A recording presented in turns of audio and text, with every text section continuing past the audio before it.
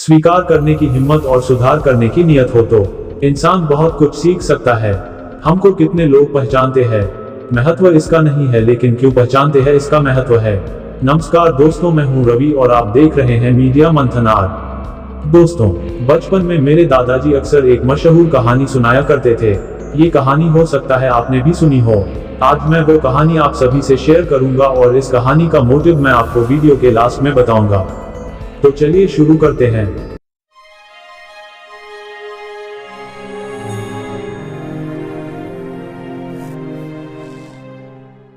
किसी गांव में एक किसान रहता था। उसके पास 2 बैल और 2 कुत्ते थे।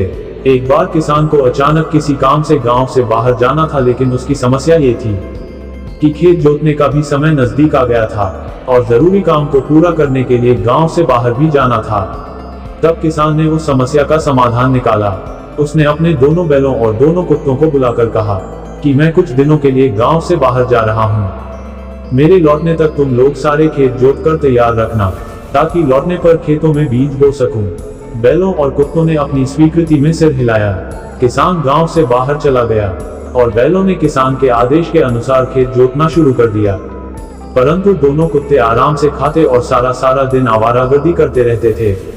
दोनों बैलों ने किसान के लौटने से पहले ही सारे खेतों को जोत दिया था। जब कुत्तों ने देखा कि खेतों की जुताई तो हो गई है और मालिक के लौटने का समय हो गया है, तब दोनों कुत्तों ने बैलों से कहा कि तुम दोनों इतने दिनों से खेत जोत रहे हो और काफी थक गए हो, इसलिए घर जाकर आराम करो और हम दोनों लोग खेतों की रखवाली करेंगे। कुत्तों की बात मानकर दोनों बैल घर चले गए और खा पीकर आराम करने लगे। इधर दोनों कुत्तों ने सारे खेतों में दौड़ भाग करके अपने पैरों के निशान बना दिए और खेत की मेड़ पर बैठकर किसान के आने का इंतजार करने लगे। कुछ समय बाद जब किसान वापस गांव आया तो किसान सीधा अपने खेतों पर पहुंचा तो किसान ने देखा कि दोनों कुत्ते मेड़ पर बैठे हैं और खेतों की जुताई पूरी हो गई है। परंतु किसान को दोनों बैल कहीं नजर नहीं आ रहे थे। किसान ने कुत्तों से पूछा कि बैल कहाँ हैं? कुत्तों ने कहा, मालिक आप जब से गांव से बाहर गए हैं तभी से हम लोग खेतों की जुताई रहे हैं और बस अभी काम पूरा करने के बाद मैन पर बैठकर आपका इंतजार कर रहे थे। और दोनों बैल घर से बाहर निकलकर खेतों की तरफ झांकने भी नहीं आए हैं, वो घर पर ही आराम से सो रहे हैं। तो किसान ने खेतों में जाकर देखा तो किसान को हर तरफ कुत्तों के पैरों के निशान ही मिले। किसान दोनों कुत्तों से बहुत प्रसन्न हुआ और कुत्तों के साथ घर लौटा तो देखा कि बैल घर के बाहर बैठे हुए आराम कर रहे हैं। किसान दोनों बैलों पर बहुत क्रोधित हुआ और बैलों को रस्सी से बांधकर उनकी खूब पिटाई की और कुत्तों को खाने के लिए दूध, रोटी और मांस के टुकड़े दिए और बैलों को खाने के लिए सूखा हुआ भूसा दे दिया।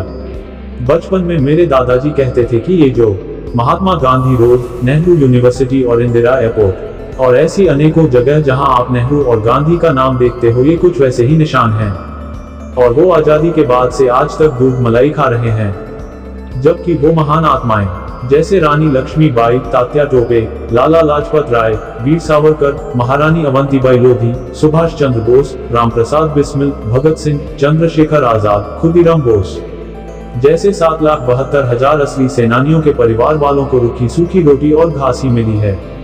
साथियों, यही है स्वाधीनता संग्राम में गांधी नेहरू का योगदान।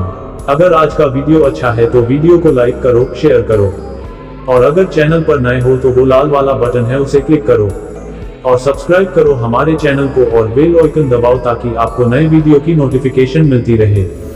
धन्यवाद दोस्तों, सदा मुस्कुराते रहिए।